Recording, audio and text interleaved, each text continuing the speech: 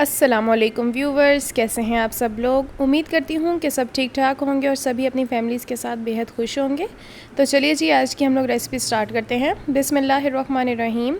आज हम लोग बनाने वाले हैं नान खताई। बहुत इजी है, बहुत झटपट रेसिपी है। तो चलिए जी स्टार्ट करते हैं। सबसे पहले हम लोगों ने ले लेना है बाउल, ठीक है। उसके अंदर हम लोगों ने शामिल करना है देसी घी। यहाँ मैं हाफ़ कप देसी घी ले रही हूँ। उसके बाद जी हमने इसको कर लेना है बीट। आप चाहें तो हाथ की मदद से इसको विस्क कर लें, चाहे तो आप बीटर का इस्तेमाल कर लें। अब हम लोगों ने सिर्फ 1 से 2 मिनट इसको बीट कर लेना है।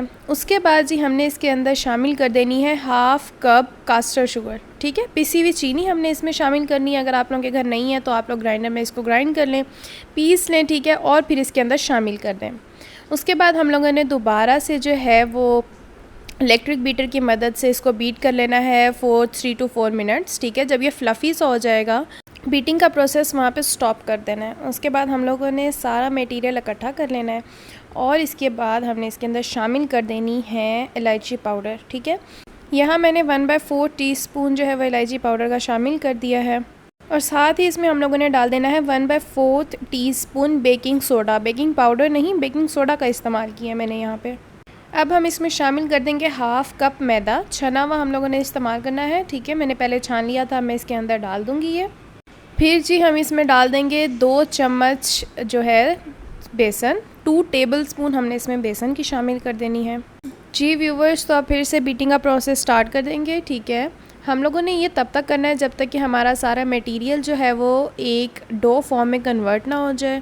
इस प्रोसेस में हमें लगेंगे सिर्फ 1 से 2 मिनट और सारा मटेरियल कन्वर्ट हो जाएगा एक डो फॉर्म में। ये देखें।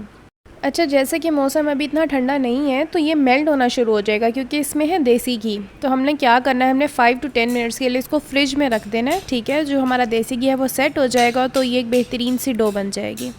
और एक बात का ये ध्यान रखना है कि हमने हाथों की हीट इसको ज़्यादा नहीं देनी क्योंकि फिर से जो देसी घी है वो मेल्ट हो जाएगा। 1 by 1 अब मैं इस ट्रे में सारे सेट कर दूँगी, ठीक है। 6 मैंने इसके अंदर लगा दिए हैं। अब हम लोगों ने ले लेना है एक अंडे की जर्दी। उसको अच्छे से हम लोगों ने फेंट लेना है और अब ब्रश की हेल्प से हम लोगों ने क्या करना है कि अंडे की जर्दी को इसके ऊपर कोट कर देना है। 1 by 1 मैं सब पे कोट कर दूंगी, ठीक है। और फिर हम लोगों ने इसको रख लेना है अवन में for about 25 to 30 minutes on 300 Fahrenheit, ठीक है। उसके बाद हम लोगों ने इसको देखना तो ये क्रिस्पी होंगे और बहुत ही मज़े का इनका फ्लेवर होगा। जी व्यूवर्स, तो मैं इनको रख रही हूँ कुकिंग रेंज में फॉर अबाउट 30 मिनट्स। तो हम मिलते हैं 30 मिनट्स के बाद। जी मेरे पास कुछ डो लेफ़्ट ओवर थी तो मैंने इस ट्रे में भी जो है वो बिस्किट सेट कर दिए हैं, ठीक है। सेम प्रोसेस कंटिन्यू किया मैंने। इसमें भी पहले बिस्किट्स बना लिए और उसके बाद मैंने अंडे की जर्दी लगा दी और इसको भी रख दिया 30 मिनट्स के लिए कुकिंग रेंज में। जी व्यूवर्स, तो यहाँ 30 मिनट्स हो चुके थे। मैंने कुकिंग रेंज से ये बिस्किट्स निकाल लिए थे। ये देखें किस कदर खस्ता हैं, बहुत ही मज़े का इनका टेस्ट था। आप लोग भी ज़रूर ट्राई कीजिएगा, इंशाल्लाह you will going to love this recipe. घर बिस्किट्स बनाएं, घर के खाएं, ठीक है।